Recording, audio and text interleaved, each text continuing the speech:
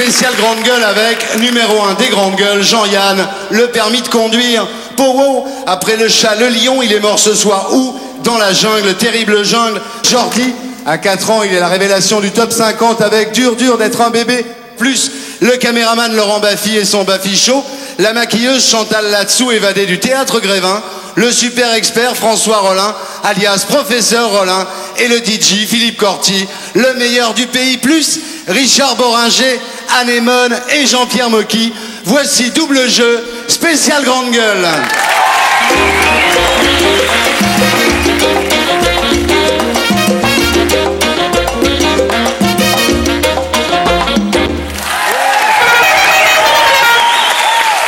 Mesdames, Mesdemoiselles, Messieurs, bonsoir. Bienvenue aux Folies Bergères pour double jeu. Alors pour jouer avec nous ce soir...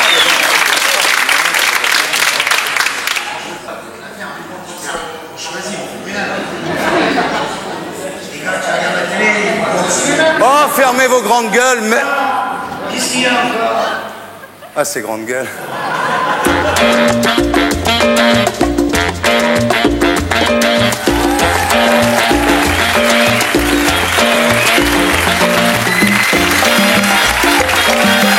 Voici double jeu spécial grande gueule avec Richard Boringer. Salut, Anémone, bonjour, et Jean-Pierre Mocky.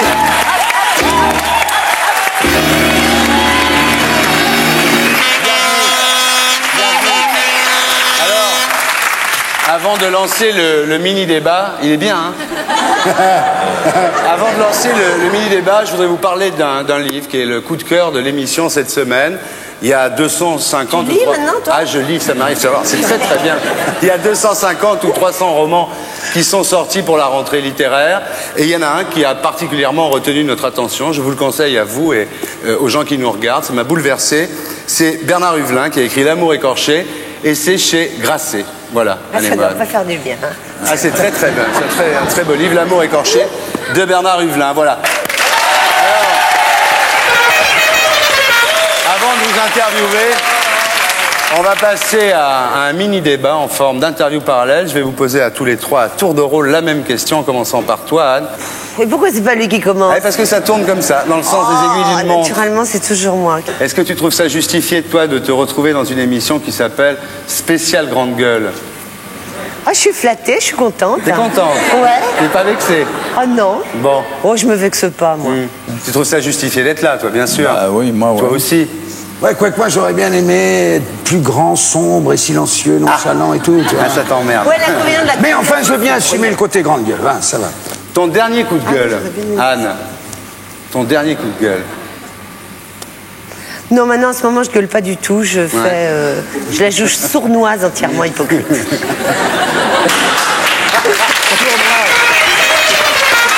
toi? Ah, j'en ai poussé beaucoup, mais un des derniers, c'était le métro qui m'empêchait d'afficher mes affiches et les mecs là qui me déchiraient les affiches du Miraculé. C'est toujours ça. Ouais. Et toi, ton dernier gros coup de gueule? Ah, j'ai plus de mémoire à ce niveau-là, moi. Mais j'essaye un peu de faire comme Anne, de la faire sournoise. Alors je suis sournois, et puis ça redémarre, quoi. Je peux pas y arriver. On se refait pas, quoi. Ce truc-là, je peux pas y arriver. Ouais. Mais mon coup de gueule, le dernier, c'était il y a quoi, un quart d'heure. Ah bon? Ouais. Contre qui? Le mec qui t'amenait pas assez vite ici? Ah non, celui-là, ah non, il a été extra, il a fait très vite. Non, c'était contre le temps, contre les choses, comme ça, oui, bon. Ça a dû lui faire peur autant, hein. Ouais. Je te remercie. Du temps où tu gueulais, il t'arrivait d'en venir aux mains? Ah non, je suis complètement poltronne, physiquement couarde. Et même, il suffit même de crier très fort, et je suis paralysée, je peux plus bouger. Et toi? Les coups de gueule, ça peut devenir physique, hein. Ouais. On peut casser la gueule à quelqu'un. Ouais. T'en viens aux mains, aux poings, aux pieds, toi? Un peu, oui. Ouais. Et toi? Tu te bats plus, là? Non, c'est fini.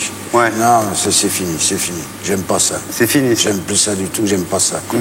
Si je te demandais de gueuler contre un truc maintenant, tu gueulerais contre quoi? Un truc qui te révolte. Ah, qui me révolte vraiment? Ouais.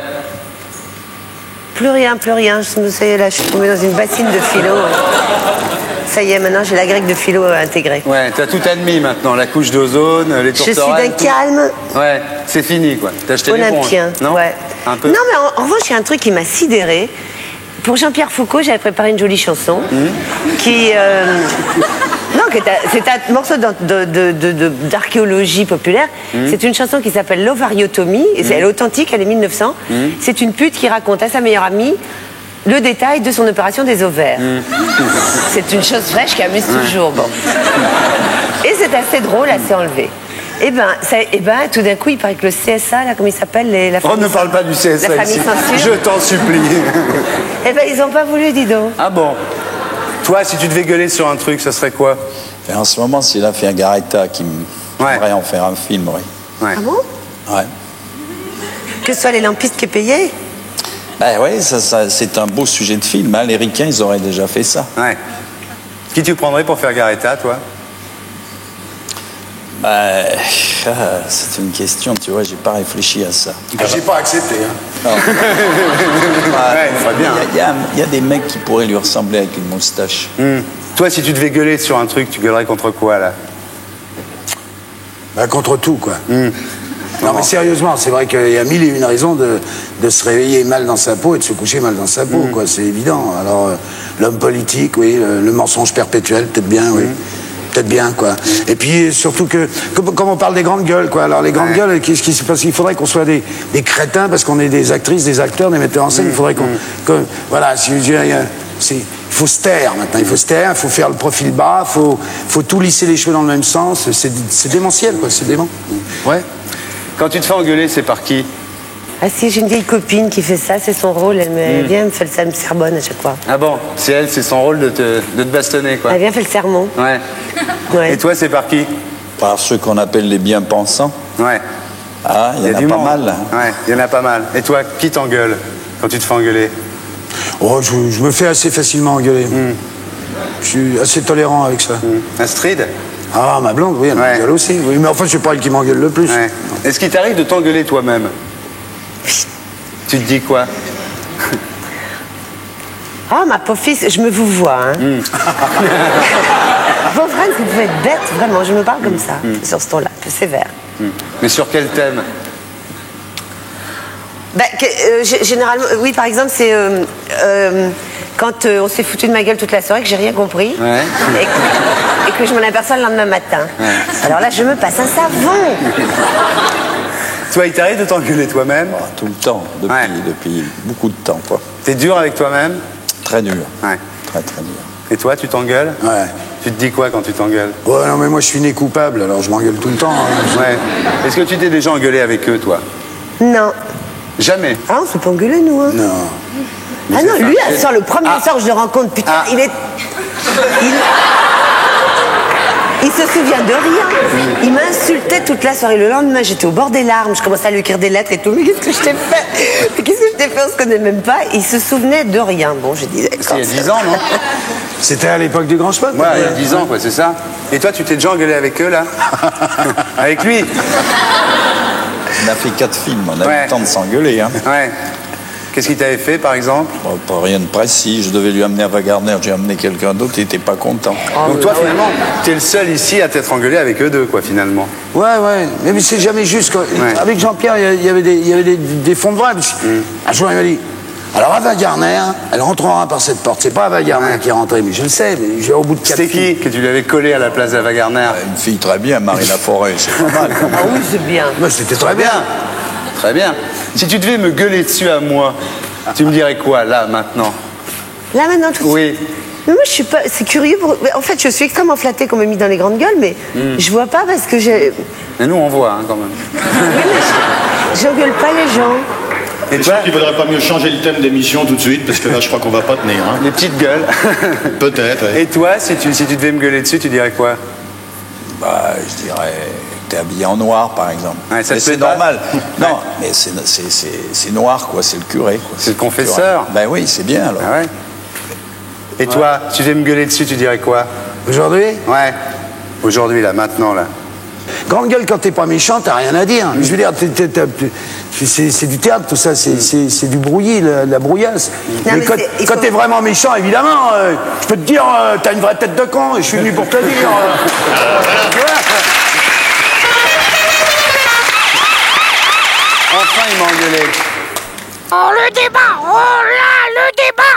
professeur, s'il vous Non, plaît. cette semaine, Thierry, je ne vais pas resituer le débat. Je voudrais revenir sur l'émission d'il y a 2 semaines avec les petits provocateurs. Vous savez, les Baffier, Arthur et autres Team Seat. Je ne sais pas si vous l'avez remarqué, mais l'émission était truffée de bips. On n'a entendu que des bips. Alors moi, je commence à en avoir assez qu'on prenne les téléspectateurs pour des enfants de 4 ans, surtout dans le domaine public.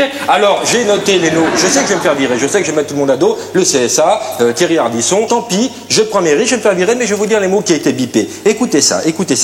Il y avait le mot saperlipopette, absolument, j'ai bien dit saperlipopette. Il y avait également bigre, il y avait mince, bon mince c'est vrai que c'est un petit peu hard, moi-même je l'aurais bipé. Citons encore pêle-mêle, fichtre, diantre, sacre bleu. Alors je ne vais pas m'énerver, mais moi je dis simplement qu'un producteur de ta trempe, Thierry, un producteur qui s'engage à parler crûment et à restituer le langage de la rue, un producteur qui n'a pas les machines, entre guillemets, de passer de tels mots, eh bien pour moi tu n'es rien d'autre qu'un bel... Un bel... Alors ça, tu peux le biper, tu n'es qu'un... Oh, ma fille, ça gueule!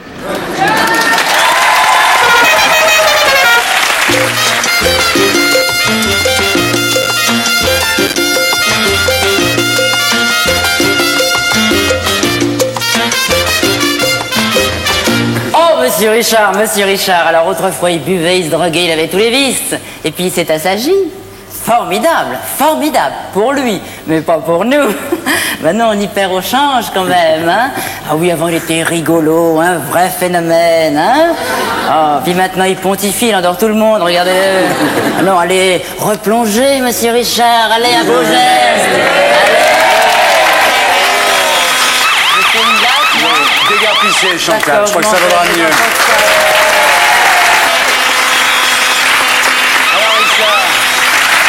T'es moins grande gueule depuis que tu bois plus, alors? Non mais j'entends des mots, quoi. J'entends des mots, quoi. J'entends des mots, quoi. J'entends des mots. T'as des voix? Oui, j'ai des voix. Non mais j'entends des mots. Faut avoir beaucoup de dégâts, de dépassement de soi-même, quoi. Je sais pas quoi pour entendre des trucs pareils. De l'abnégation pour supporter tout ça. Pontifier, machin, alors tout le monde. Mais je l'entends pas qu'ici, je l'entends un peu partout, ça. Mais ici, nous, on le dit en face. Non, parce que quand les mecs sont cassés, qui sont dans le ruisseau, il y a personne pour en parler de ces mecs-là. Je veux dire. Et quand ils se rédemptent un peu, qu'ils cherchent une autre voie, des choses, et c'est la moquerie, c'est le machin, tout va bien, ça baigne. Ça change. C'est dégueulasse. Ah, c'est vraiment, mais d'un point de vue moral. Ton avis, c'est... Ça y est, elle s'indigne. Dis-moi, je me souviens d'une interview où je te demandais ce que tu détestais le plus en toi, et tu m'avais répondu ma grande gueule. Et quand je t'avais dit on l'aime bien ta grande gueule, tu m'avais répondu d'accord, mais moi je vis avec 24 heures sur 24. Donc maintenant tu t'habitues à toi-même en fait, c'est ça l'histoire. Absolument pas, je suis toujours pareil, c'est bien pour ça que ça devient de plus en plus difficile. T'as du mal là? Oui, j'ai du mal, bien sûr que j'ai du mal. C'est extrêmement désagréable parce que, en théorie, dans la vie, sans caméra, ça se passerait pas du tout comme ça. Ça serait beaucoup plus, de toute façon, de ma part. Faisant comme dans la vie, alors. Beaucoup plus féroce. Ah, tu serais plus féroce. Ah ouais. Qu'est-ce que tu lui aurais dit à Chantal dans la vie, là? Moi, je lui aurais rien dit de ce genre. Je lui aurais dit, quel dommage de... Quel dommage. On est mieux à la télé, finalement. Quel dommage que vous n'ayez pas d'autres choses à dire sur moi. Voilà. Mais le bien triomphera à la fin. Mais c'est pas vexé. À la fin de l'émission, on s'en fout. C'est pas vexé. Dis-moi, alors, moi, de toute façon, je suis ravi que tu sois là, parce que t'es pas là pour rien, t'es pas là pour qu'on te dise que tu picoles plus. T'es là parce que t'as fait un film. Oui, ça devient un peu chiant, ça aussi. Ouais, mais c'est-à-dire qu'avant, on te disait toujours que tu picolais, maintenant, tu picoles plus. Il y en a marre, c'est fini maintenant. Ok. Voilà.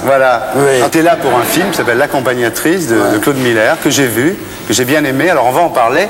Mais avant d'en parler, je voudrais que tu prennes ton petit téléviseur. Enfin, toi, tu l'as déjà vu, mais les autres, qu'on en regarde un bout. Ah oui, moi j'ai eu tout bon la dernière fois. Vas-y.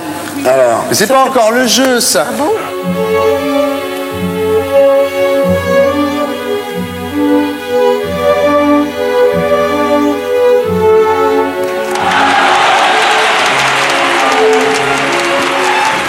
Voilà, c'est le premier soir, le premier concert. Elle ne te regarde même plus, elle chante. La gloire est pour elle, le bonheur pour elle. Elle est le ciel, la joie, le sourire adorable des anges.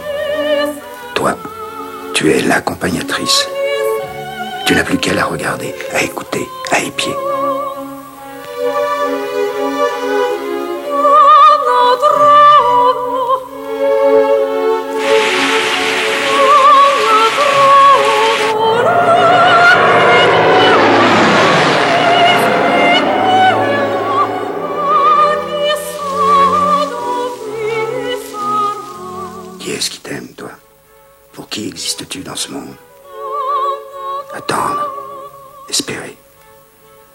devenir indispensable, irremplaçable, accompagnatrice et servante, prête à tout pour avoir un rôle dans cette histoire. Regarde. T'as les yeux de quelqu'un décidé à mettre le feu à la maison. Dans ce film, tu es Charles Brice. Tu es qui dans ce film? Un homme d'affaires? Ouais, un ferrailleur qui a fait fortune. Ouais. Qui continue à faire des affaires malgré la guerre et qui fait pas mal d'argent encore avec le marché noir, enfin avec un collabo, quoi. Ouais. Tu t'es déjà demandé, toi, comme ça, ce que tu aurais fait en 42? Moi, j'aurais été tondue. Ah. Comme Arletty. Non? Enfin, en 42, j'en sais rien. Je sais, il y a des héros à tous les coins de rue. Ouais. Moi, je décide pas dans mes trains, j'en sais rien. Je sais pas comment j'aurais réagi à l'époque. En tous les cas, aujourd'hui... Non, le bon plan, c'était espionne. Parce que t'étais tout le temps avec les boches à bouffer du caviar et en même temps, c'était pour la bonne cause. Alors donc, ce type-là est collaborateur, d'une certaine façon, enfin, fait du commerce avec l'occupant. Et puis un jour, quand même, il pousse un coup de gueule, c'est le cas de le dire, et il décide de partir à Londres, de tout quitter. Et d'ailleurs, c'est très bien parce que, je vais te dire franchement, on ne voyait pas Collabo jusqu'à la fin du film, hein, quand même. On t'aime bien, ça nous aurait fait de la peine, quand même. C'est un personnage dont tu dis qu'il t'a dérouté beaucoup à le jouer parce que tu as du mal à jouer des personnages qui sont aussi ancrés socialement. Ouais, mais en même temps, je le connais, ce mec-là. C'est un mec, je le connais bien. On a tous une série de mecs comme ça, de femmes qu'on connaît. Et lui, oui, il a fait fortune dans des affaires bizarres. Et puis un jour, il a lui aussi... Ça t'est difficile de jouer un type comme ça tu t'y es fait, toi, ton pognon, maintenant. Ça va, non? J'en ai pas tant que ça, d'abord.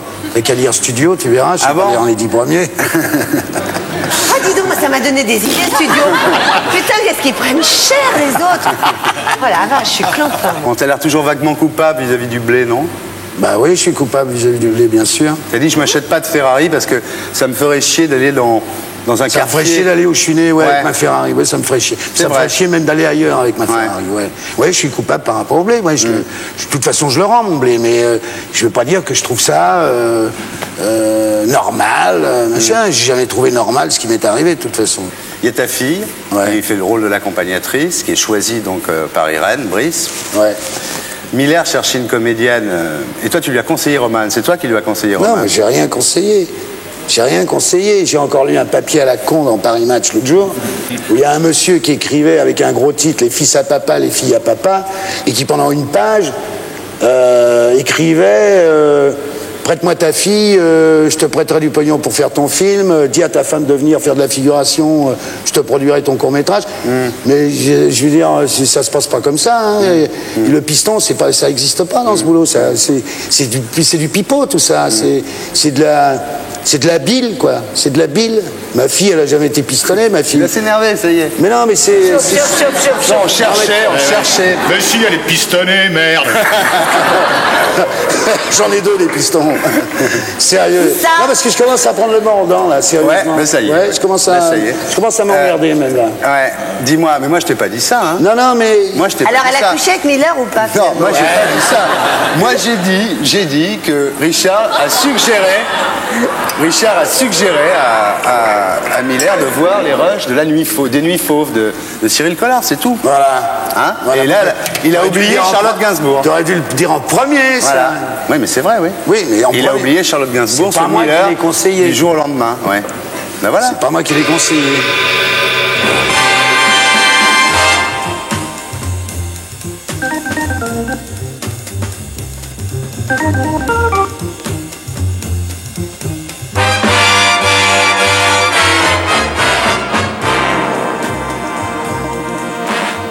Tu crois qu'on va jouer ou tourner un jour ensemble? Là, il y a intérêt, nom de Dieu. Il y a intérêt, on va faire plein de trucs ensemble. Pourquoi tu m'as appelé Romane? Je crois que c'est une affaire de famille, ça. Je crois que c'est à travers Polanski. J'avais une autre version de la chose. J'avais une autre version, mais je maintiens celle-ci. T'en étais où de ta vie quand je suis née? Ma vie, j'étais très amoureux de ta mère Et j'étais follement amoureux de ta mère. Et ma vie profonde allait très bien. Ma vie invisible allait très bien. Ma vie visible, ma foi, c'était un peu chaotique. Heureusement que j'avais des potes pour payer le loyer, et pour payer la bouffe et pour payer tout ça, quoi. Parce que c'est vrai qu'à l'époque, il n'y en avait pas un pour me filer du boulot. T'as dit quelque part que c'était à cause de moi que t'avais arrêté l'alcool, le reste, tout ça. Bah, c'est à cause de toi, c'est à cause de tes... C'est pas à cause, c'est grâce à toi, c'est grâce à tes frères et sœurs, c'est grâce à ta mère adoptive, c'est que je pense qu'il y avait eu assez de dégâts comme ça. Et que la seule chose que je pouvais laisser à mes gosses, c'était... Je préfère leur laisser un souvenir rayonnant plutôt qu'un souvenir cassé. Je veux dire, les blessures, quand on arrête la cam et l'alcool, les blessures, elles existent toujours, mais elles sont moins à vif, quoi. On arrive à les canaliser, on arrive à en faire quelque chose. C'est tout. C'est pour que vous soyez un peu plus tranquille, ouais. On peut te garder plus longtemps? Voilà, on peut me garder plus longtemps. Ouais. Ouais.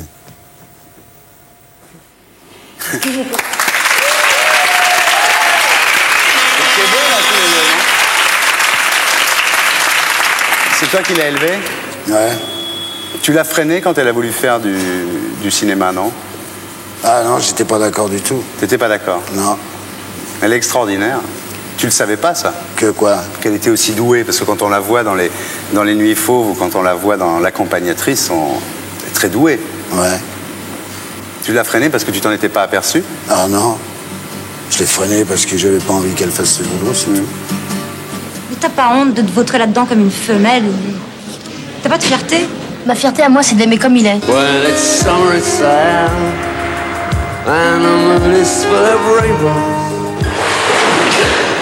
Je veux être avec toi.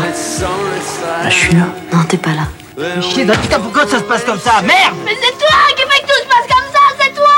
Mais t'es qui, en fait? Je suis moi. T'aimes les garçons? C'est quoi? Je te demande, je sais pas.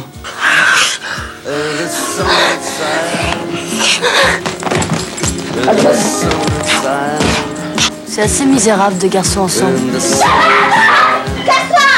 Arrêtez, ça va pas comme ça, vous pouvez manger. C'est comme ça qu'il m'a tenu, mais vous êtes dingue! Là, on dirait de clébards qui se battent pour un os, là. Ça va pas, non? C'est toi l'os, non?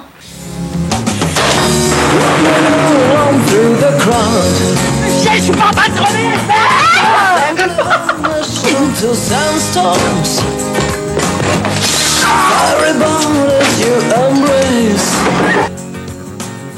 Tu trouveras personne. Personne qui t'aime autant que moi. Qu'est-ce que tu sais de l'amour, toi? T'es incapable de m'aimer. Incapable de m'aimer. Tu sais ce que ça veut dire, aimer, toi? Je l'ai su. Essaye pas de t'éloigner de moi pour me sauver. You know, it's so hard to believe in miracles. You know, it's so hard to believe in everything. Ça, personne ne pourra jamais nous enlever. C'est au-dessus des lois. T'as flippé quand elle a fait les scènes d'amour avec Cyril Collard dans Les Nuits Fauves? Ouais. Dangereux, quand même. Ah non, c'est pas dangereux, c'est pas ça. J'ai flippé parce qu'elle fait ce qu'elle veut dans sa vie, mais qu'à l'écran, j'avais une réaction de père, quoi, une réaction de papa gâteau, quoi. Je trouvais que tout ça allait trop vite. C'est tout. Mais Cyril Collard, c'est un mec épatant, c'est un mec super. Non, mais le fait qu'elle joue des scènes d'amour avec un mec qui est séropositif, ça t'a pas fait plus flipper que ça? Absolument pas. Je vois pas... Tu sais, Ardisson le fait pas en vrai au cinéma. Ah bon? On n'introduit pas. Non mais je veux dire, on peut faire l'amour avec quelqu'un qui est séropositif. Qu'est-ce que c'est? C'est nouveau, ça, on peut plus non plus, non? À quoi? Il y a des précautions à prendre, basta, mais on peut faire l'amour avec quelqu'un qui a cette saloperie de maladie. Un jour, je t'ai demandé quel était le plus grand moment de ta vie. Tu m'avais répondu la naissance de ma fille, justement. T'as pas changé d'avis, là? Bah, maintenant que j'ai d'autres gosses, je veux dire, à chaque naissance, il y a eu des bouffées différentes, des choses. Non, ma plus grande joie, c'est que tout ce petit monde-là existe, quoi. C'est vrai. T'as pas eu de jumeaux, toi? Non. Tu veux que je te montre un truc sur les jumeaux, là? Ouais. Prends ton télé, tu vas voir. Au XVIIIe siècle, une Russe a mis au monde 16 paires de jumeaux à Rochefort. Les demoiselles jumelles naissent sous le signe des Gémeaux. En Corée, les jumeaux représentent 36% de la population de la ville de Shunichon. La gémellité étonne, fascine, intrigue. Elle est à l'origine des plus belles histoires de la mythologie grecque. Nombreux sont les exemples de jumeaux dont le père de l'un est un dieu et celui de l'autre un mortel. De mythique, le phénomène s'est avéré scientifique. Des jumeaux peuvent avoir deux géniteurs différents. Le premier cas authentifié, c'était le célèbre naturaliste Buffon, qui l'a rapporté en 1774, à propos d'une grossesse gémellaire qui a eu lieu, enfin qui s'est déroulée à Charleston, en Caroline du Nord, donc en Amérique, en 1773. Une femme a accouché de deux jumeaux. L'un était blanc et l'autre était noir. Et à partir de là, on a soulevé ce problème. Est-ce que deux jumeaux peuvent avoir deux pères différents? Je pense que c'est invraisemblable. Et deuxièmement, pour moi, ce ne sont pas des jumeaux. Parce qu'ils ont des pères différents. Donc, les jumeaux, pour moi, c'est issu de la même mère, du même père. Si on considère que ce sont des jumeaux, on dit non. Mais s'ils veulent, ils le désirent, ils le souhaitent et le ressentent comme tel... non, qu'il reste comme ça, non, qu'il fasse pas du tout d'autres recherches. Parce que c'est tellement merveilleux d'être jumeaux, je trouve. Le secret de la paternité peut être rompu grâce à un test génétique. Lui seul peut confirmer si les jumeaux ont le même père biologique. Des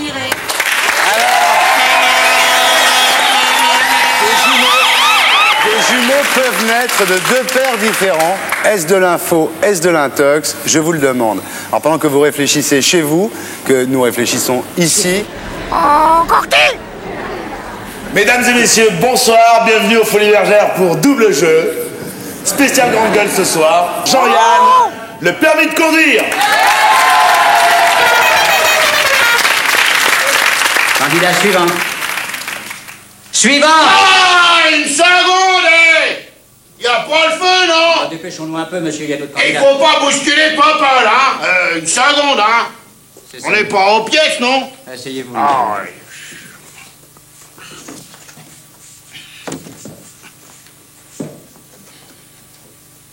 Vous êtes bien installé, ça va comme vous voulez. Ouais, ça va, c'est les genoux, juste là. Bah, c'est une petite voiture. Bah oui, puis j'ai les gros genoux. Mais... La prochaine fois, je prendrai un autocar. Bah oui, parce que je pourrais pas changer mes genoux, moi. Bon, monsieur, première question. Vous montez dans votre voiture, celle-ci ne veut pas démarrer, que faites-vous? Monsieur, je sais, moi. Ah ben, vous feriez bien de savoir. Vous montez dans votre voiture, elle ne démarre pas, qu'est-ce que vous faites? Redites-moi ça un peu, pour voir. Vous êtes un peu dur d'oreille. Vous montez dans votre voiture, vous tirez sur le démarreur, rien ne se passe, qu'est-ce que vous faites? Eh ben, je descends. Ah, la manivelle. Non, je descends, puis je file un grand coup de pompe dans cette saloperie de bagnole. Puis après, je prends ma clé à molette, j'ouvre le capot et je casse le moteur en 1000 morceaux. Je frappe, je cogne. Parce que je suis pas du genre à me laisser emmerder par un tas de ferraille, hein. Bon, monsieur, autre chose. À présent, vous arrivez à un carrefour. Ouais. Un agent de la force publique vous fait signe de vous arrêter. Ouais. Qu'est-ce que vous faites? Je passe et puis je me débrouille pour l'attraper avec mon aile gauche. Puis j'y roule sur le buffet. Puis au passage, j'ouvre ma portière et j'y balance un bon coup de pompe dans la gueule par la même occasion. Parce que c'est pas un flic qui va faire la loi, non? Prenez pas tout le siège. Bon, monsieur, à présent, vous êtes sur une route départementale. Ah, ben ça m'étonnerait, alors. Qu'est-ce que vous dites? Je dis ça m'étonnerait que je sois sur une route départementale. J'y vais jamais sur les routes départementales. C'est plein de boue et ça sent mauvais. Mais non, j'entends bien, monsieur, mais c'est une supposition. Vous êtes sur une route départementale? Non, je suis pas sur une route départementale. Je viens de vous dire que j'y mettais jamais les pieds sur les routes départementales. J'aime pas ça, les routes départementales. Je hais les routes départementales. Les routes départementales, rien que de m'en causer, ça me donne envie d'envoyer des mandales dans la tronche à tout ce qui remue. Mais en admettant. Oh, je vais me le farcir. Quoi? Mais qu'est-ce que vous entendez je par vais là? être obligé de me le farcir. Non, Mais enfin, vous commencez à m'énerver avec vos questions. Bah oui, mais... Est-ce que je vous en pose des questions? Non, Est-ce que je vous en pose? Absolument pas. Est-ce que je vous demande qu'est-ce que vous faites s'il se passe ceci? Qu'est-ce que vous faites s'il se passe Non, cela? mais c'est moi Est-ce que je vous oblige à aller sur une route départementale, moi? Qu'est-ce que j'irais Est-ce faire? que je vous demande pourquoi vous avez cette tête d'abruti, là? Quoi? Et pourquoi ça fait un bruit d'évier quand je la remue, hein? La seule chose que je vous demande, c'est si vous me le donnez, mon permis, oui ou non. Ah. Qu'est-ce qu'on peut perdre comme temps en formalité? Ouais, alors, des jumeaux peuvent naître de deux pères différents. Est-ce de l'info, est-ce de l'intox? Je vous le demande. Alors Anne, je te le demande à toi d'abord.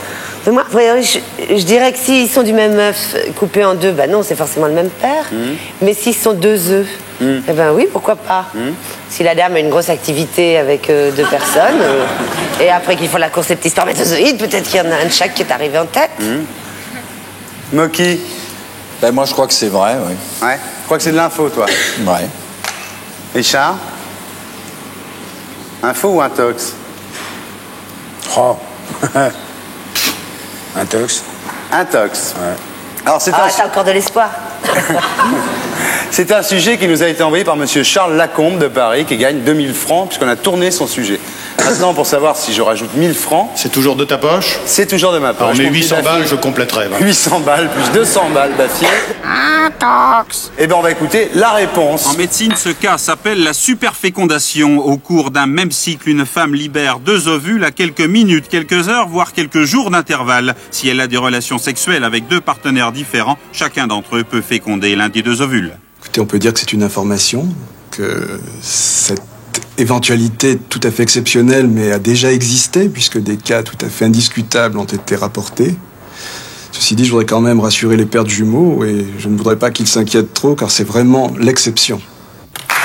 Voilà, alors, c'était de l'info. Donc toi, tu m'avais dit que c'était de l'info, donc tu... Et moi, j'ai tout le temps tout bon à ce jeu-là. Ouais, c'est incroyable, hein. Tu t'y connais dans les copulations rapprochées, quand même, non? Bah, ces trucs-là, c'est intéressant, de toute manière. Passionnant. Oui. Toi, tu as gagné? Ben oui. Toi, tu t'es planté? Et non, on ne gagne pas de l'argent? Ah, tu gagnes mon estime, ma chérie. Oui. Qu'est-ce que tu veux? Tu veux quoi? Que je mette 1000 francs de ma poche encore? Je passe mon temps à mettre 1000 francs de ma poche. Corti, le score! Un coup de gueule simultané de Moki et Anémone qui laisse Boringer sur place, 0. Moki 1, Anémone 1. Ouais!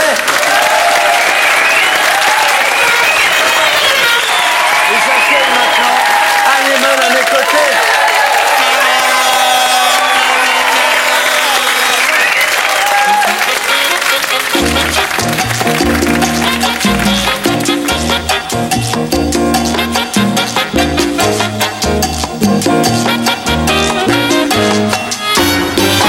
Alors Anne, c'est pas étonnant que tu sois là ce soir et que tu aies été choisie dans cette émission consacrée aux grandes gueules, puisque le film qui t'amène, Le Petit Prince a dit, a commencé sa carrière par un coup de gueule d'Anémone quand tu as crié parce qu'il n'avait pas été sélectionné pour Cannes par la France au mois de mai dernier. Ah bon, j'ai crié? Oh bon? Non, mais c'est vrai que je trouve qu'ils sont vraiment passés à côté d'un très très beau film. Je dis pas ça de tous mes films. C'est un film magnifique. C'est vrai. Ah oui, hein, bouleversant, très achevé, très parfait, très bon. Et je trouve que il aurait mérité, oui, d'être en sélection officielle. Alors il sort quand ce film? Il sort le 25 novembre. Et j'aimerais bien qu'il marche celui-là parce que... Enfin, ça va marcher. C'est un sujet qui peut toucher tout le monde, non? Je sais pas, moi, quelquefois, je me dis quand un film est vraiment très beau... Oh, des bananes! Je crois que je vais me faire des petites bananes flambées. Bien dorées. Mais je sais ce qu'on va faire maintenant. On va mettre une énorme quantité de beurre. Ça sent bon, hein? Et beaucoup de sucre. Je mets énormément de sucre. Avec de la confiture de bananes flambées. Ça m'a donné faim, moi. Ça ramollit. Ça bien manger des bananes flambées, moi. Pas toi? Oh, mais je sais ce qu'il faudrait, c'est de la crème fraîche. Parce que des bananes flambées sans crème fraîche, ça n'est pas des bananes flambées. Est-ce qu'on en a de la crème fraîche? Bien épaisse encore.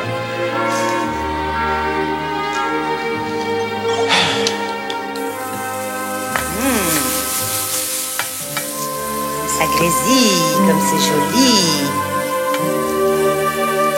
Oh, on a l'impression qu'il y a du caramel dessus.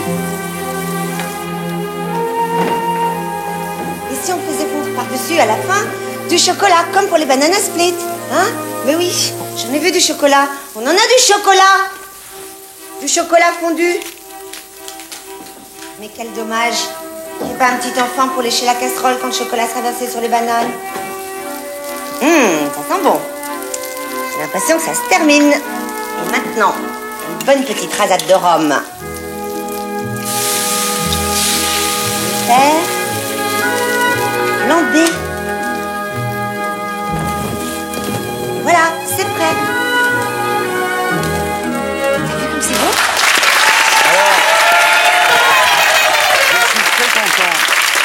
Je suis très content qu'on diffuse cet extrait parce que, comme je te l'ai dit, c'est la scène qui m'a le plus touché dans le film.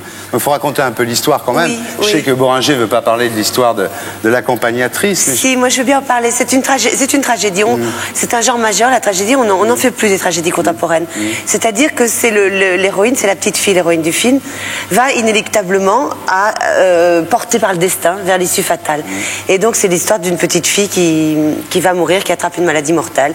Ça démarre très quotidien. Les parents sont divorcés comme tout le monde, etc. Et puis tout d'un coup, ils se trouvent confrontés à cette tragédie, quoi. Et à partir de là, c'est ce qui va se passer entre eux, toute la remise en question de ses parents. Et alors, elle traite ça, d'une part, avec une pudeur, une élégance magnifique, et d'autre part, c'est d'autant plus bouleversant qu'elle ne perd jamais une occasion de nous faire rire. Et quand on est noué comme ça pendant tout le film, dès qu'il y a le moindre truc, on éclate de rire. Parce que c'est mené avec un entrain, il n'y a jamais de... c'est le contraire d'un mélo, quoi. Richard Berry, qui est le père, donc découvre que sa petite fille est condamnée. En plus, il est tout bib, donc il ne se fait pas tellement d'illusions. Et il part avec elle. Sur la route avec elle, et en fait il veut la sauver de la mort, mais c'est lui qui apprend à vivre. Il la découvre tout à coup, oui, absolument. Et le duo en fait se retrouve trio à la fin, puisqu'il retrouve la mère de la petite fille qui est toi, qu'il avait quitté. Oui. Et c'est là que tu fais les bananes flambées. C'est vrai. Oui, c'est tragique parce qu'ils refont ils refont la famille, quoi, pour. Rien d'y penser, j'ai encore envie de pleurer. Non, mais sans blague, hein, c'est... Très belle histoire. Ah oui, mais moi, j'ai l'impression que c'est le quatrième vraiment film achevé, abouti que je fais, quoi. Les trois autres, c'est quoi? C'est le Père Noël dans le genre comédie. C'est quand même Péril en la demeure dans le genre thriller policier, thriller sophistiqué, je dirais, avec Ricky, ici présent. Et puis, quand même, le grand chemin avec Ricky, ici Mélo familial. Ça fait deux ensemble. Deux ensemble. Tu vois? Mélo familial, c'est plus grand film, il y en a deux avec toi quand même. Ouais. Donc t'es contente? Ah oui, mais je suis fière. Et Anémone, contente de quelque chose, c'est un événement majeur. Ouais. Parce qu'en général, quand elle fait des films... En plus, je suis vachement mauvaise vendeuse d'une part, d'autre part, étant quand même une violette de modestie, j'ai tendance à débiner un peu les films que je fais, je retrouve tous les défauts de la terre et tout. Mais là, ce film-là, je suis sortie, j'étais spectateur tout du long, je me suis pas regardé les boutons, les rides, les trucs comme d'habitude. Et je suis sortie là avec Christine, mais j'aurais jamais cru ça de toi. Ce qui est aimable pour la réalisatrice. Et voilà, quoi. Alors, il y a un film que vous avez fait tous les deux, donc, qui est Le Grand Chemin. Tu as eu un César pour ce film. Tu n'es pas allé le chercher. Et je voudrais qu'on voit la scène. Et j'ai eu tort. Pourquoi tu as eu tort? Parce qu'il paraît que ça se sera revendu dans les 25 000 francs. Ah, c'est pas mal. Et que j'ai un collège d'agriculture biologique qui aurait été bien content de l'avoir, les 25 000 francs. La gagnante est Anémone.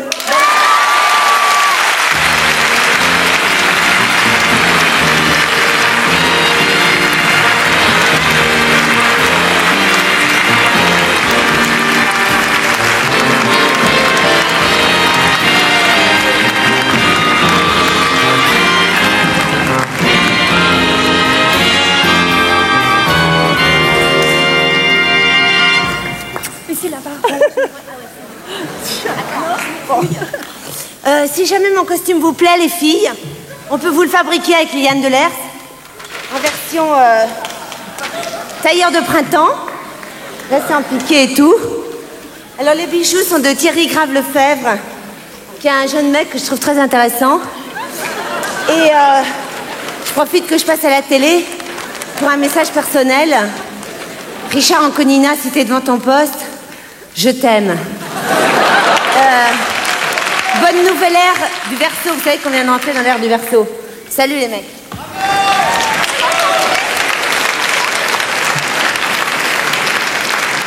Et oui, vous restez avec le précieux objet. On lui remettra après. Alors, monsieur souviens, dans un zénith de Denisot, Georges Craven t'avait demandé si l'année d'après, comme la tradition l'exige, tu étais allé remettre celui d'Adjani, si tu serais venu en femme de ménage, et tu as dit oui. Tu t'imagines arriver là en femme de ménage? C'était quoi ça? Ah oui, non, mais je me demande bien qui a cafeté. Ouais. Craven, il m'a fait quand même un plan inouï. Parce qu'après, quand j'ai su que ça se revendait 25 000, je suis allée le rechercher pour mon collège d'agriculture biodynamique. Bon. Et je lui ai dit, finalement, je l'ai oublié, machin, rendez-le-moi. Et il m'a dit, d'accord, mais alors vous me faites la risette et un bisou devant les caméras. Ouais. Ça aussi, oui. Ouais, gonflé le mec. Dis-moi, tu es une fille morale, non? Très. Bon, je vais te faire une interview moralité. T'es prête? Est-ce que, quand tu étais petite, tu piquais le porte-monnaie de ta mère? Oh, ma mère, c'est pas pareil. Ouais. Est-ce que tu as déjà fouillé dans les poches de ton Jules? Non. Non, pas des choses comme ça. Même les poches avant? Alors, il y a des cas, non, mais il y a des cas, bon, il y a des cas extrêmes. Non, mais en général, non. Non. Tu gagnes au loto avec un billet qui t'appartient pas, qu'est-ce que tu fais? Ça dépend si on m'a vu. Jusque-là, elle est pas très morale. T'es déjà sorti avec le copain d'une copine? Ah non, ça non. J'aime pas les trucs qu'on a déjà servis. Et là, est-ce que tu es déjà sorti avec la copine d'un copain? Ah oui, pardon. Ah oui, lui, il est toujours Vislard avant. Non, pas Vislard, parce que Dorothée a répondu oui à cette question, oui. Ben oui, mais moi, non. Non, c'est tout. Alors, tu trouves un porte-monnaie avec du fric dedans dans la rue, tu vas le rendre? Ah oui. Ah bon? Oui, parce que c'est à quelqu'un. Tu gardes le fric et tu rends les papiers, non? Non. La banque s'est trompée à trop verser sur ton compte, tu leur dis? À la banque? Ouais. Alors là, non. Ton locataire. Alors, imagine, tu as un appartement, tu possèdes un appartement, ton locataire peut plus payer. C'est un mec qui arrive de Bosnie avec 2 enfants, insupportable, il peut plus payer. Qu'est-ce que tu fais? Tu le fous dehors? Oh non. Enfin, j'attends l'été. Tu trouves un nourrisson sur ton paillasson un matin en sortant de chez toi. Ah, je vais le rendre, hein. Donc tu préfères le mettre à l'orphelinat que le garder chez toi, quoi. Non, mais il y a des gens qui en veulent, je leur vends. Sexuellement, je te demande plus comment ça va, parce que la dernière fois que je t'ai demandé comment ça allait, tu m'as dit, je te demande quel doigt tu te mets, toi. Tu te souviens que tu m'as dit ça? Peut-être qu'il se met pas de doigt d'ailleurs, c'est vrai. Ouais. Alors je vais faire plus soft aujourd'hui. Il y en a qui s'en mettent pas. Hein. Je vais faire plus soft. Est-ce que tu es allergique aux bananes? Ah, pas du tout, du tout, du tout. Eh bien voilà, bah, tu prends ton télé, tu regardes, alors regarde.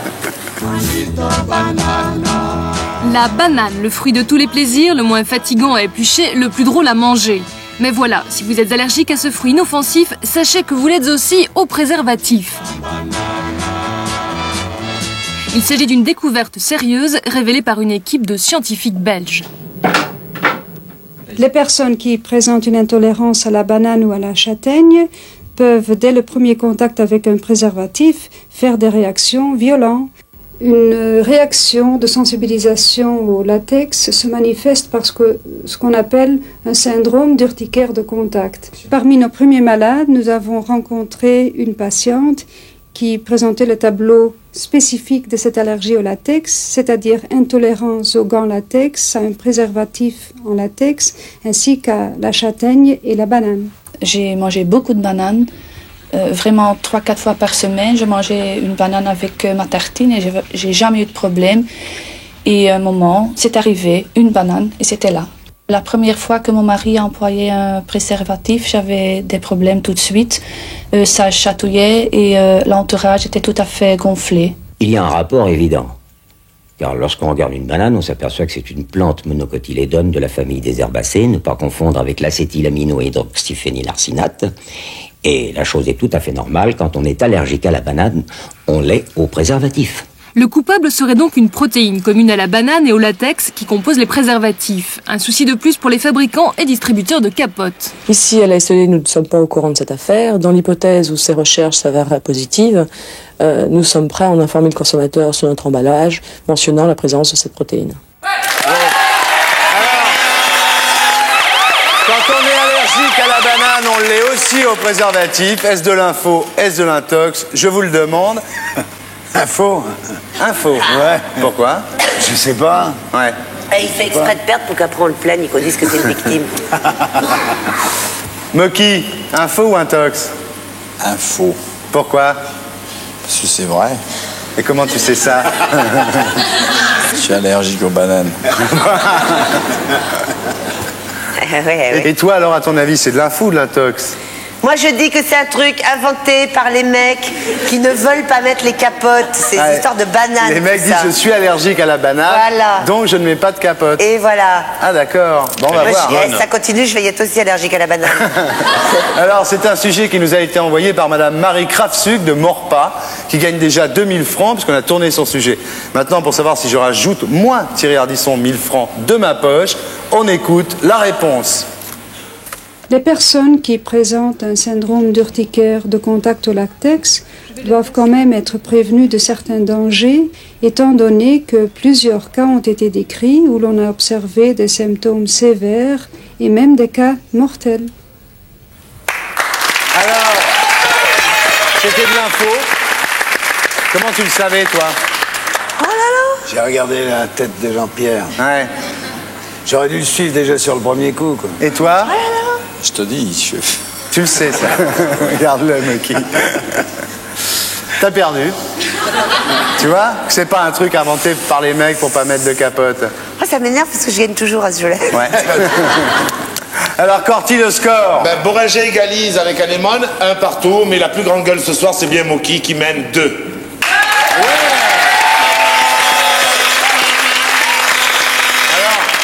J'accueille maintenant Jean-Pierre Mocky à mes côtés.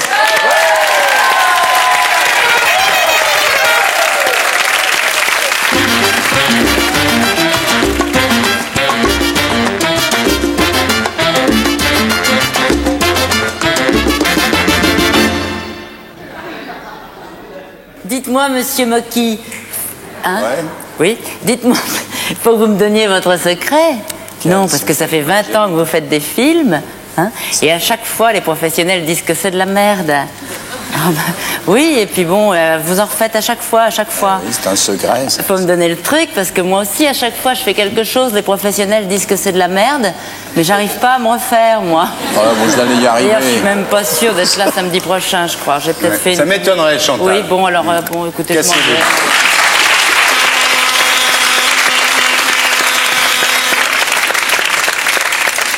Alors, avant d'aller plus loin, je voudrais reparler de L'amour écorché de Bernard Huvelin. Vous savez que Double Jeu n'est pas une émission littéraire, mais on peut avoir... Il paraît, oui. Je suis en train de lui dire. Oui, oui. Mais je crois qu'on peut reparler de ce livre et je voudrais vous conseiller à vous de l'acheter et à vous ici aussi. L'appariteur était déjà passé me faire signer le registre des absents. Quand il revint 1 heure plus tard, le proviseur me convoquait tout de suite dans son bureau. Prenez votre... Poignant, c'est magnifique. Bon, ça va, Roland. Ouais. Ok, bon, bah, écoutez, achetez-le. C'est... Je respecte rien. Hein? Je respecte rien. Non, je veux dire, on veut parler de... Et je t'emmerde bien fort. Ok, je me demande ce que tu fous dans le service public, c'est tout. Non, c'est vrai, on est sincère. Non, mais attends. Oui. Je sais pas ce que t'en penses. Huvelin, mon cousin. Bah, je préfère quand c'est Baffy qui est là. Hein. Je préfère te le dire tout de suite. Allez, fais ta petite émission, là, vas-y. Mais on va regarder Baffy, tiens. Ok? Hein? Ça te fait mal, ça, hein? On va regarder Baffy. Le Baffy Show!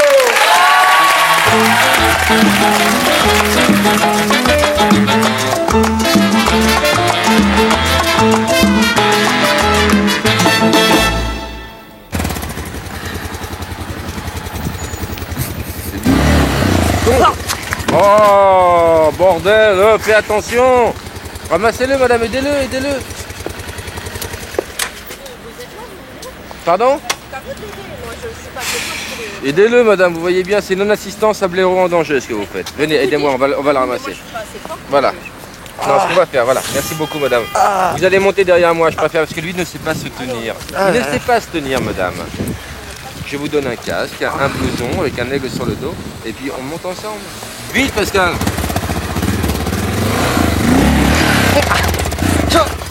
Oh là là là là! Faites attention, madame, vous lui avez fait peur! Mais si vous êtes passé avec le parapluie, regardez, il est ensemble maintenant. Je vais appeler. Vous le gardez, je vais appeler.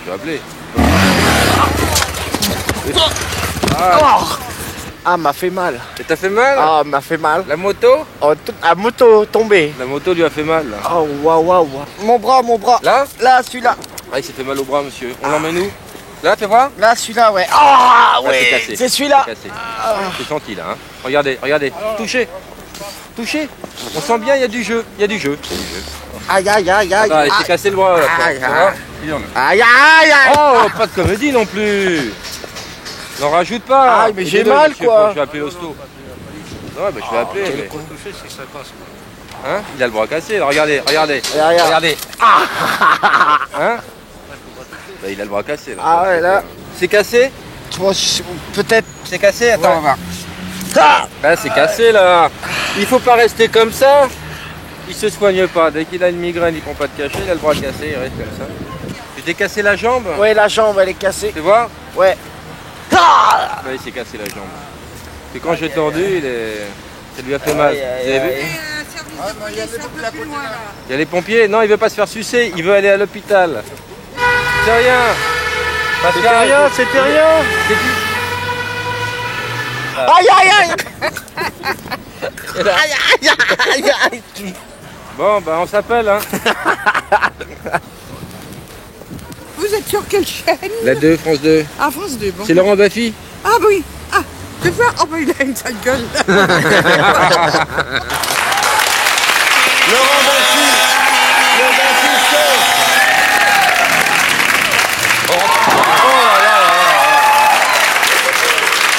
Il sait vraiment pas se tenir, hein. Quel con, putain. Le cake. Qu'est-ce qui s'est cassé quelque chose, là? Il nous casse les couilles, oui.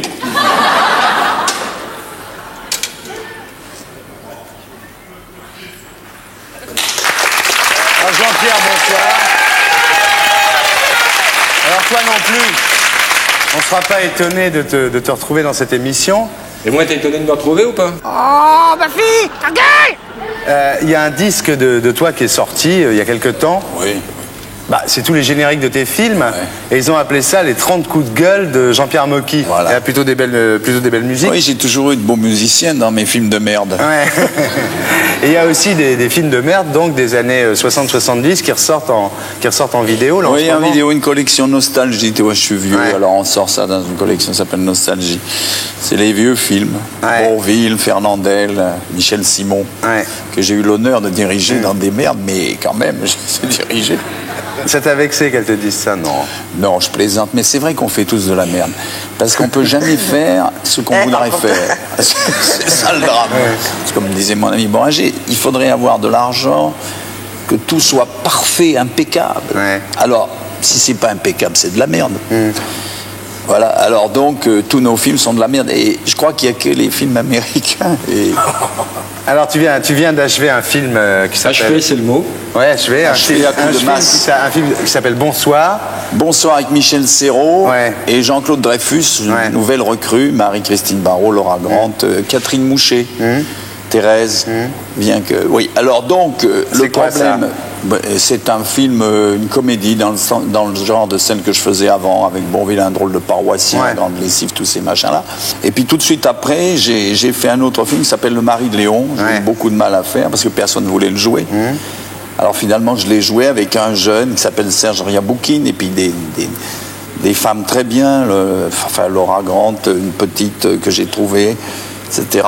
Et ces deux films vont sortir, ainsi que, parce que j'en ai fait 5 en 2 ans, j'ai fait Villavendre avec Serrault et lui, et Léotard, que j'aime bien, entre parenthèses. Et j'ai également eu l'honneur et le malheur de tourner les 2 derniers films de Poiret et de Jacqueline Maillan sous forme de nouvelles d'Hitchcock, parce que quand on avait été voir avec Truffaut là, Hitchcock, on avait connu sa fille, et sa fille nous avait par la suite donné des histoires d'Hitchcock, les fameuses 26 minutes, et on en a tourné un avec Maillan, qui est inédit, et un avec Poiret, et un avec Prévost. Et ça va sortir, ça fait un film aussi, les 3. Mais est-ce que ça fait une merde? Ça fait une... oui, pourquoi pas. Alors, et pourtant, malgré tout ça, tu veux partir aux États-Unis. Pourquoi tu veux partir t'installer aux États-Unis? C'est ça que je comprends pas. Mais parce que ici, il n'y a pas de producteurs, il y a très peu d'acteurs. Maintenant, il y en a qui deviennent très très vieux, comme moi d'ailleurs. Et c'est en Amérique, quand on voit un générique, On comprend pas qui joue dedans. Moi, je me rappelle pas les noms. Je vois des gueules. Chaque fois que je vois un film américain, il y a quelqu'un d'autre. Ici, c'est un peu différent. On donne pas assez on fait pas assez confiance aux jeunes. Il n'y a pas de jeunes producteurs. Moi, je suis en contact actuellement avec un jeune producteur américain. C'est formidable. Le mec s'intéresse à ce que je fais. Il est à la fois mon père, mon fils. Tandis qu'ici, tout le monde s'en fout. Mais tu veux faire quoi aux USA? Des petits films, des petites merdes. Mais en Amérique. Little shit. Voilà, Little shit. Il va devenir Roger Corman, hein? Non, mais Corman, il a fait Corman, il fait comme toi, il tourne des films en 4 semaines. Et ces 4 semaines, vous savez, la traversée de Paris, Bourvil me racontait qu'il l'avait tourné en 21 jours. Nous, on tourne, moi je vois des mecs qui s'embarquent dans des films de 16, 18, 20, 30 semaines. On se fait chier à mort. Tu pars quand alors? Demain. Tu quittes tout là? Tu quittes tout? Mais non, mais... Tu quittes ton magnifique appartement du quai Voltaire, non? Magnifique appartement, jamais terminé. Ouais. Alors justement, avant que tu t'en ailles, si tant est que tu t'en ailles, nous on n'a pas envie que tu t'en ailles. Oh, tu sais, je crois qu'il y a beaucoup de gens qui ont envie que je m'en aille. Ah bon? Enfin, on va faire un tour d'horizon du cinéma français, on va les prendre tous, on va faire une interview who's-who. Alors Depardieu, par exemple. Depardieu, tu lui as proposé de jouer dans Le Mari de Léon, qui est une adaptation de Frédéric Dard, il faut le dire. Oui, mais il a eu raison de refuser parce que ça ressemblait trop à Tenue de soirée pour lui. C'est-à-dire c'était un film, c'est quand même une histoire avec un langage très vert et puis des personnages qui pouvaient lui faire penser à ça. Et puis maintenant, lui, il est dans les grands espaces. Il est en Amérique, lui aussi. Mais dans les... Donc il a refusé. Belmondo a refusé aussi. Belmondo s'est trouvé trop vieux. Delon s'est trouvé trop jeune. Et Boringer, il n'a pas voulu le faire? Il a voulu le faire. Et t'en as pas voulu? Si, j'en ai voulu, mais il avait autre chose à faire. Il faisait un très beau film avec... non, mais on a tourné autour, quoi. On a tourné autour, et puis ça s'est pas... C'est un beau scénar, d'ailleurs. Oui, c'est un bon scénar. Puis Dard, c'est un Prévert d'aujourd'hui. C'est Prévert. Tu faire le Miller, toi, c'est ça, non? Il faisait un autre film. Donc c'est vrai que tu l'as connu quand il avait... Enfin, il y a longtemps, il avait 15 ans, il était portier au Georges V, c'est vrai ça? Je sais pas s'il était portier. Je l'ai connu, je l'ai rencontré sur les Champs-Élysées. Et c'était un jeune comédien, un futur comédien. J'en ai connu beaucoup sur les Champs-Élysées. Parce que quand on était comédien, quand on débutait, lui, il est plus jeune que moi. Et alors, on marchait de long en large et on allait dans les productions Champs-Élysées pour trouver des rôles. Et puis on montait dans les étages, on faisait la queue. Aujourd'hui, il n'y a plus de production aux Champs-Élysées, ils sont tous en banlieue ou ailleurs. Pourquoi t'as pas pris Bernard Giraudot pour faire le film?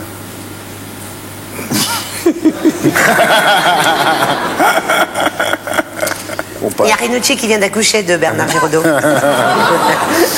Parlons pas. Il a dit, en parlant de Tchéky Cario, de Giraudot, de Malavoie et même d'Auteuil, je crois, ces mecs-là, ils n'impressionnent pas la pellicule. C'est extraordinaire, non? Oui, on dit ça quand j'avais bu un peu de champagne.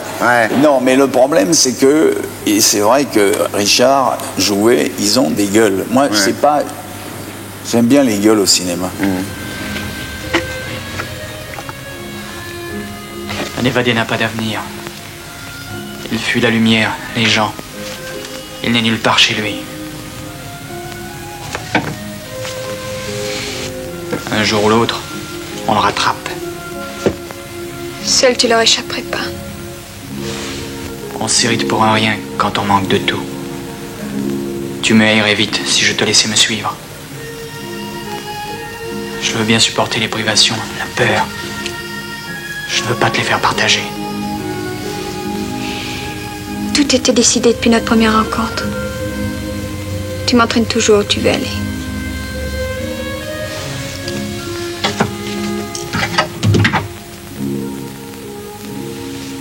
Au revoir, mon amour.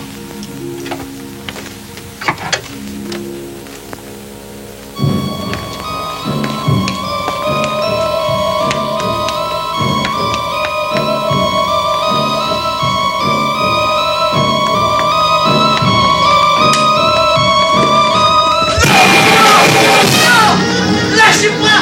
Lâchez-moi! Non! Non! Non!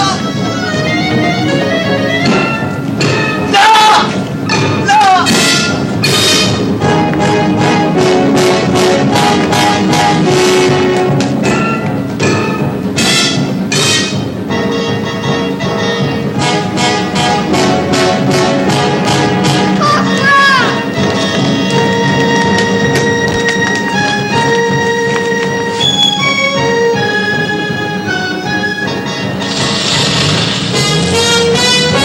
Et Franju, alors? Franju, je l'aime beaucoup. Malheureusement, on ne s'est pas entendu. C'est un type à qui j'ai donné sa chance quand il avait 49 ans, et parce que j'admirais ce mec. Ouais. Et je lui ai laissé ma place dans la tête contre les murs. Ouais. C'était moi qui devais le réaliser. Je l'ai interprété. Mais lui, il avait 49 ans. Personne ne lui avait fait confiance. Et moi, je lui ai fait confiance. Et c'était mon père, c'était le fils qui aidait le père. Parce que moi, à l'époque, j'avais 23 ou 24 ans. Et lui, il en avait 49. Et il a démarré avec ce film qui était, à mon avis, un de ses meilleurs films. Tu étais producteur aussi? Mais non, on était tous en participation. Voilà encore un truc qui n'existe plus. Ouais. Tati, il a vendu sa baraque pour faire Jour de fête. Ouais. Yves Robert, pour faire La guerre des boutons, je crois qu'il a fait à peu près pareil. Aujourd'hui, personne ne vend sa baraque pour faire des films. Je veux dire, les mecs se mettent pas en participation. Moi, j'ai médecin, il a vendu sa baraque pour faire le tour du monde en 80 jours. Médecin. Et alors, donc, quand on amène Meurice, Aznavour, Anouk Aimé et Brasseur à faire de la participation, je vous jure que c'est pas facile. Parce que si Anouk et Aznavour débutaient, et il a eu pour ce film ce qu'on appelle aujourd'hui le César, dont on parlait tout à l'heure, ça s'appelait l'Étoile de cristal. Il l'a eu. Mais après ce film. Mais Brasseur, c'était un mec qui aimait bien l'argent. Et il a quand même fait de la participation là-dedans. Et Meurice, c'était encore un autre mec. Il a encore fait la participation. Et ça, c'était beau. Il y avait les mecs se mettent plus en danger, tu veux dire, quoi. Voilà. Voilà. Ça, c'était beau que des mecs aussi différents et aussi difficiles que ces gens-là se réunissent pour faire un film. Et on a fait ce film. Toi, tu l'as fait souvent, ça, non? Lui, il l'a fait, lui. Mais même avec moi, il l'a fait. Ouais, toi aussi. Ah, aussi. Non, mais il n'y en a pas tellement maintenant. Dis-moi, alors, tu as été le plus jeune producteur de France. Tu as été le plus jeune marié de France. Ouais, je me suis marié à 13 ans et demi, mais ça... Ah merde, oui, j'ai mis du temps à divorcer. Ouais. Avec une autorisation du président Auriol, hein? Ouais. C'est dans le Midi. Elle était enceinte? Ouais, elle était enceinte, ouais. Elle était enceinte, ouais. Entendu. Puis il habitait à Nice, c'était dans le sang chaud là-bas et tout ça, hein? Eh oui, c'était vieux souvenir. Tu as été le plus jeune père de famille. Ben bon, il y en a maintenant, il y en a des plus jeunes. Ouais. Le plus jeune bachelier. Oui, j'ai sauté des classes. Ouais. Saute-mouton. T'as eu ton bac à quel âge? J'ai sauté la 5e, la 3e et la 1re. Ouais, c'est incroyable, hein? Ben, il faut apprendre pendant les vacances. Il faut berger. Mémoire. Pas intelligence. Mémoire. Bac, pas intelligence. Mémoire. Vous entendez? Mémoire. Alors, je vais te poser une colle, là. Est-ce que tu sais pourquoi les flamands sont roses? Ah non. Ben, regarde. Un tox. Prends ton télé, tu vas voir, tu vas me dire. Il me prend dans ses bras, il me parle tout bas, je vois la vie en... Pour voir la vie en rose, mieux vaut une bonne dose d'optimisme et une paire de lunettes adaptées, car dans la nature, le rose n'est pas une couleur très fréquente. Même les flamands ne sont pas tous aussi roses que l'on croit. Dans les zoos, on ajoute un colorant à leur alimentation pour que tous les flamands ne deviennent pas blancs.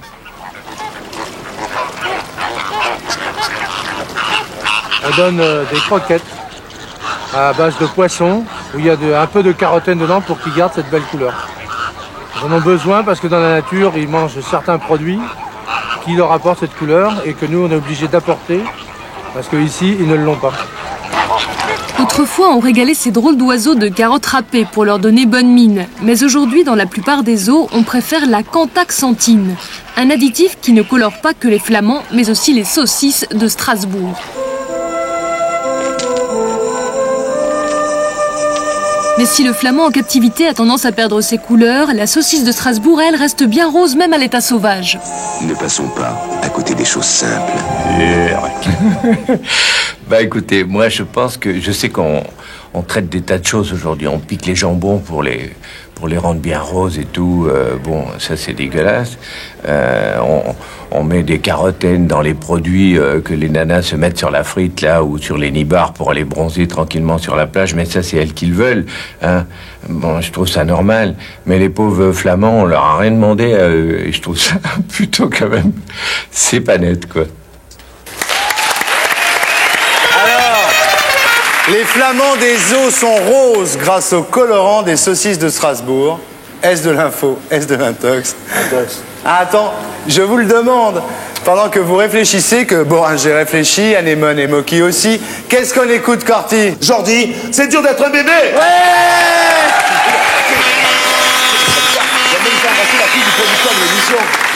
Dur d'être bébé. Dur d'être bébé.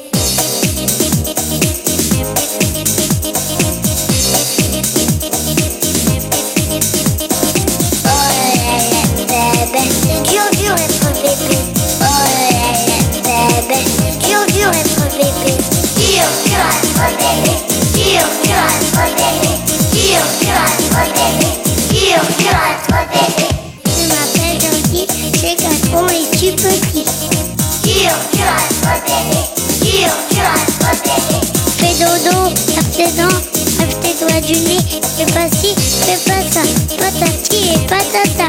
Dur, dur d'être bébé. Pourquoi ça? Pourquoi c'est comme si? Pourquoi si? Pourquoi ça? Pourquoi c'est comme ça? Pourquoi si? Pourquoi ça? Pourquoi c'est comme si?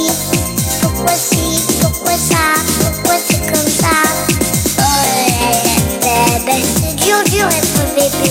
Oh là là, bébé, dur, dur d'être bébé.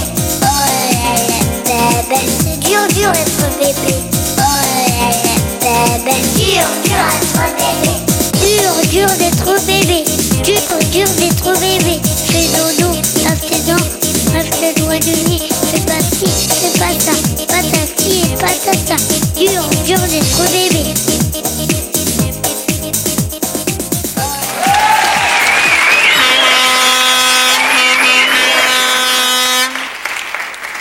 Je vous en remercie. À tous. Les flamants des eaux sont roses grâce au colorant des saucisses de Strasbourg. Est-ce de l'info? Est-ce de l'intox? Je te le demande, Richard. Intox. Intox. Pourquoi? Je crois pas, toi. Parce que j'espère que les flamands sont roses. Ouais. Anne? It rings a bell, comme on dit en anglais. Non, je crois que c'est vrai, parce qu'ils mangent des crevettes dans la nature, un truc comme ça. Je dirais un faux. Ouais. Et toi? Intox. Intox. Pourquoi? Parce que les flamands sont naturellement roses. Ouais. C'est un sujet qui nous a été envoyé par Madame Françoise Santarelli de Marseille, qui gagne 2000 francs. Maintenant, pour savoir si... Tu les remets de ta poche. On écoute la réponse. La cantaxanthine, c'est un colorant naturel connu également sous le nom de code E161G, de la même famille que les carotènes, qu'on le retrouve dans tous les produits autobronzants. On la retrouve dans plusieurs produits de charcuterie industrielle et principalement dans la saucisse de Strasbourg. C'est ce qui donne cette coloration rose-orangée et on la retrouve dans pratiquement toutes les marques que j'ai là sous les yeux. C'est bien marqué sur l'emballage, cantaxanthine.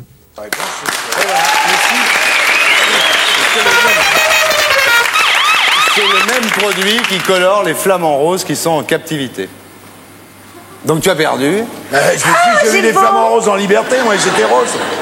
En liberté, oui, parce qu'ils mangent des crevettes, mais quand ils sont dans les eaux, on leur donne ce produit qui est le même rose que celui qui colore les saucisses de Strasbourg. Anne. Mais pourquoi on leur donne pas des crevettes? Eh oh, déjà moi je mets 1000 balles de ma poche. Si en plus il faut filer des crevettes aux flamands, t'es gentil. Hein? Donc ils prennent ce truc chimique. Toi alors, tu avais dit que c'était intox. Alors je me suis planté. Ben voilà. Alors Corty, le score. Bien, Richard est éliminé, mais on a droit ce soir au tir au but entre Mookie et Anémone, 2 partout.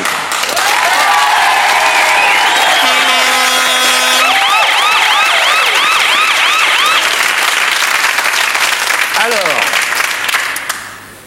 je vais vous poser une question. Vous allez me dire c'est de l'info ou de l'intox. L'Alsace produit un cru d'appellation contrôlée qui s'appelle le Clos-Seny.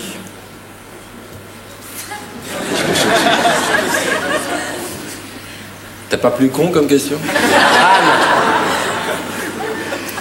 Clos-Seny? Le Clos-Seny.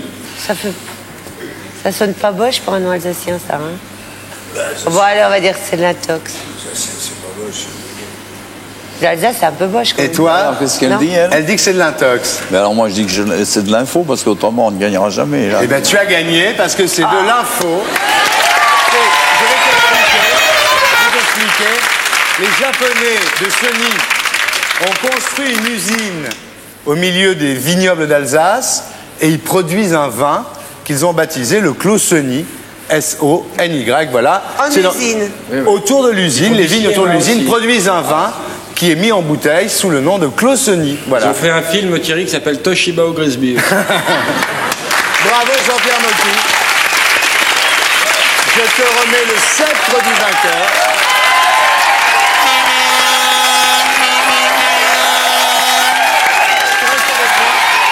Pour la confession.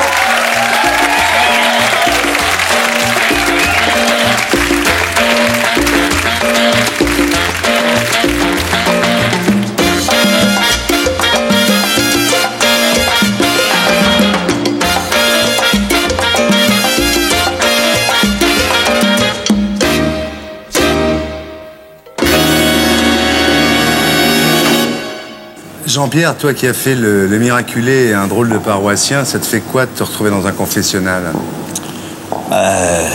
C'est un lieu que je connais bien parce que quand j'étais petit, j'allais me confesser. Maintenant, je me confesse plus beaucoup. Je crois que c'est la première fois que je me confesse depuis 50 ans. Ouais. Tu crois que tu es un mécréant? Un athée plutôt.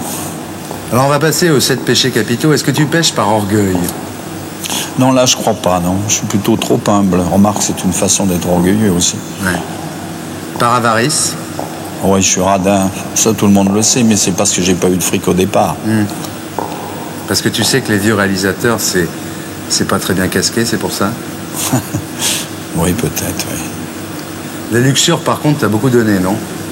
Oui, pas mal. Mais ça s'arrête pas encore, tu sais. Chambonnet disait que quand il avait 90 ans, bon, il y allait toujours. Enfin, maintenant, les partous du cinéma avec le sida, c'est un peu fini, non? Ah oui, c'est fini, ça. L'époque Gélin, l'époque... tout ça, c'est terminé maintenant. Tout le monde a peur. C'était à quelle époque, la grande époque? C'était 48, c'était l'existentialisme. Jean-Paul Sartre, les bonnes femmes qui se foutaient par la fenêtre dans le quartier Saint-Germain, là, c'était le début. Les filles sortaient de chez elles, elles allaient coucher comme ça chez l'un, chez l'autre. Ça a commencé comme ça. C'est Sartre, Camus, tout ça qui ont donné cette impulsion.